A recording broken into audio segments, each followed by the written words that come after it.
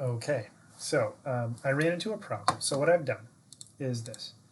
We were working on this, creating this spreadsheet for just one subject. Remember, we're kind of working with subject 474 and making the end be those two columns, the notion of the average pupil size from like second 2 through second 4 or something like that, ignoring the first 240 frames or so, and then taking the last second or 2 seconds or even half second. I couldn't decide what to do for the end. So what I decided is this is second 2 through second 4. We throw out the first 2 seconds and then we take that baseline section of seconds 2 through 4 basically. But then the next 4 columns here, I decided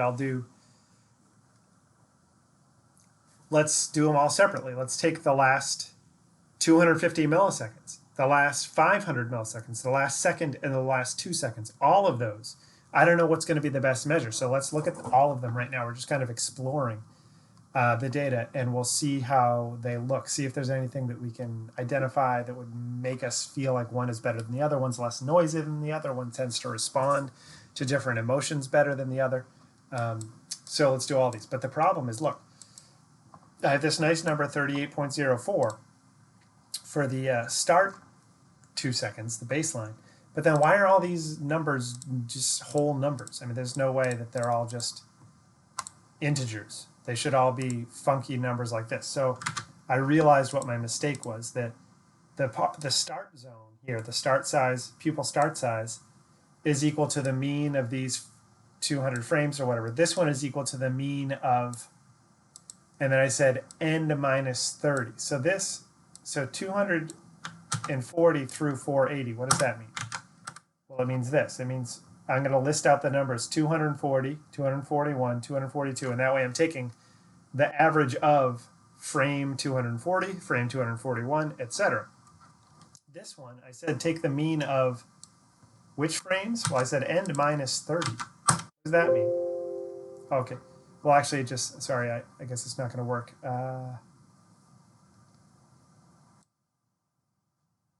I just do this. Oh, no, that's not going to work either because the variable's already killed.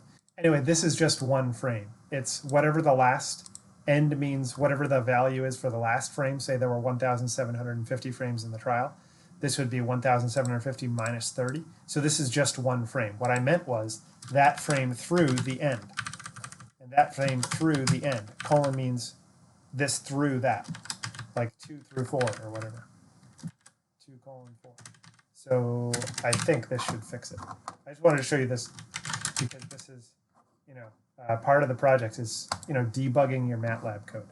So I think we will see that when I run it now, I bet you it's going to work.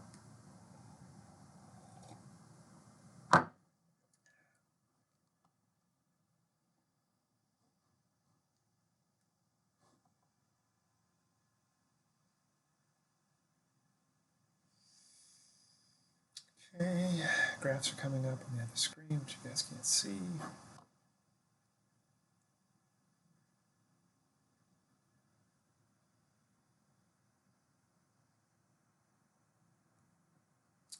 fourth graph is coming up. I think there's only 4 graphs that should come up. Okay, so now I'm going to make clear. I'm going to take the integration thingy, load it. I'm going to say XLX right on that variable. Hang on. I have to close the other one first, I guess. And then I'm going to do that, and then I'm going to open it.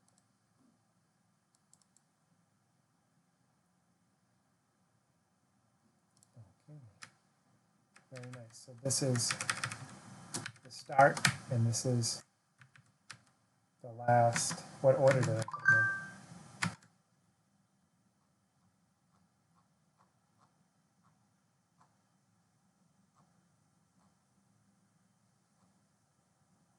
I did, the first one I put is 250, so it's in order from small to big windows.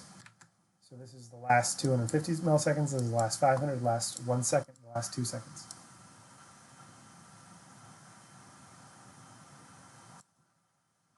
I wonder if there's a difference between them. That would be one interesting way to decide which one to use, if there's even a difference between these guys. Okay, so the last 2 seconds tend to be bigger than the last 250 milliseconds by about, one, whatever units this is. That would indicate to me that there is some constriction happening at the very end of the trial. The final 250 milliseconds is smaller than the last 2 seconds overall. What's the baseline? Oh, Lord have mercy. The baseline is allegedly, oh, sorry, I didn't do that right. I meant to copy this. It's 38. Okay, so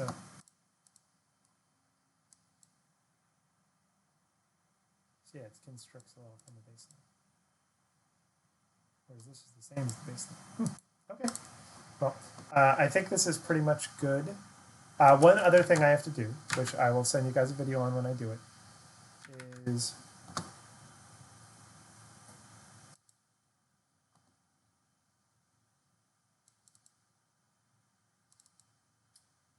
with these graphs, see how this point here, this one point shoots way up to 50, but it's surrounded by other, and these two shoot down. There's a couple missing points, and these shoot down to 30.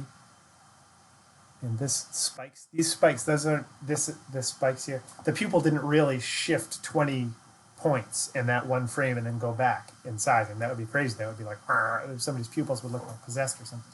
That is not what happened. That is an artifact. That is a mistake by the eye tracker. So what we have to do is create a little formula to have MATLAB throw those out for us, those points. So that's the next thing I have to do. And then we will run this Bad Larry on all the subjects, and you guys will have some work to do.